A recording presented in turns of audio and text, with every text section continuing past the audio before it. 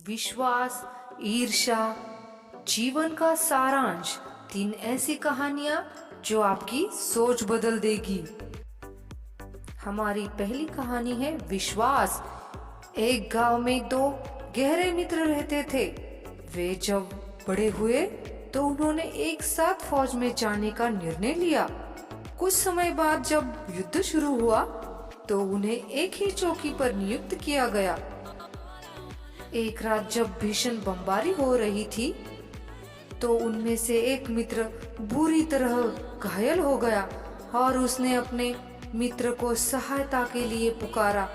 मित्र ने अपने घायल मित्र की सहायता हेतु जाने के लिए कमांडर से आज्ञा मांगी, तो कमांडर ने यह कहते हुए मना कर दिया कि मैं अपने एक सैनिक को लगभग खो चुका हूँ और दूसरे को खोना नहीं चाहता। आखिरकार कमांडर को मित्र की जिद के आगे झुकना पड़ा। कुछ समय बाद जब वह वापस लौटा तो उसके कंधों पर मित्र का शव था। कमांडर ने कहा कि मैंने तुम्हें पहले ही कहा था कि वहां जाने का कोई अर्थ नहीं है, तुम उसे नहीं बचा पाओगे। इस पर मित्र का जवाब था, सर ऐसा नहीं है, जब मैं उसके पास पहुंचा तो यह जीवित था। मैंने इसके सिर को अपनी गोद में लिया तो इसके आखिरी शब्द थे कि मुझे विश्वास था मित्र, तुम जरूर आओगे। इन दोनों मित्रों के दोस्ती पर के विश्वास को कमांडर ने सल्यूट किया। हमारी दूसरी कहानी का नाम है ईर्ष्या। एक अस्पताल में 2 मरीज भर्ती थे। दोनों गंभीर बीमारी से पीड़ित थे। अंततः उन्हें पलंग से उठने की मनाही नहीं थी। उनमें से एक मरीज का पलंग खिड़की से सटा हुआ था। वह रोज सुबह अपने मित्र को खिड़की के बाहर होने वाली गतिविधियों की जानकारी देता।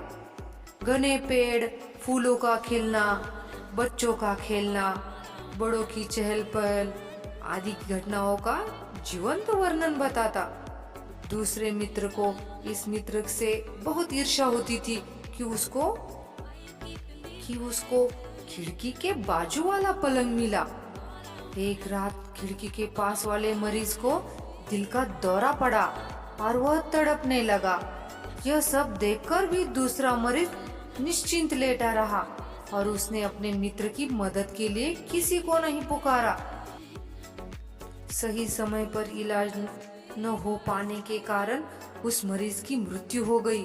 अगले दिन जब लोग उसके मृत शरीर को वहां से हटाने के लिए आए तो दूसरे मरीज ने उन लोगों से अपने पलंग को खिड़की के पास लगाने का आग्रह किया। उसके आग्रह पर उन लोगों ने पलंग को खिड़की से सटा दिया। मरीज ने अपनी इस सफलता पर अत्यधिक प्रसन्नता दिखाई, परंतु अगले ही पल उसकी सारी खुशी काफुर हो गई। जब उसने खिड़की के बाहर देखने का प्रयास किया तो उसे कुछ नहीं दिखा, क्योंकि खिड़की के उस पार सिर्फ एक ही चीज थी, एक खरगोश और बदसूरत सी दीवार। मित्र को अपनी गलती का एहसास हुआ और अपने आप से घृणा होने लगी। हमारी तीसरी कहानी का नाम है जीवन का सारांश। एक बार एक सैनिक युद्ध से लौटने के बाद अपने घर फोन किया और कहा, पिताजी मैं युद्ध की त्रासदी से परेशान हो गया हूँ और मैं अब हमेशा के लिए वापस लौटना चाहता हूँ, लेकिन एक समस्या है कि मेरा एक गहरा मित्र है जो अनाथ है और युद्ध में उसने अपना एक हाथ और एक पैर खो दिया। मैं उसे भी अपने साथ लाना चाहता हूँ और उसके लिए आपकी इजाजत चाहता हूँ। इस पर उसके पिताजी ने जवाब दिया, बेटा तुम्हें पता है तुम क्या कह रहे हो, वह एक अपाहिज है और वह हमारे ऊपर एक बोझ भी है। हमारी भी अपनी एक जिंदगी है, तुम उसे उसके हाल पर छोड़ दो और अपने साथ यहाँ लाने का ख्याल अपने दिल से निकाल दो। यह सुनकर सैनिक ने फोन रख दिया। कुछ दिन बाद खबर आई कि उस सैनिक की मृत्यु हो गई है। और पुलिस को शंका है कि सैनिक ने आत्महत्या की है। दुख से भरे माता पिता जब अपने पुत्र का शव पहुंचे तो वे यह देखकर अवाक रह गए कि उनके पुत्र के एक हाथ और एक पैर नहीं था। जीवन की सुंदरता का असली महत्व यह है कि दूसरों के लिए कितना मूल्य रखता है।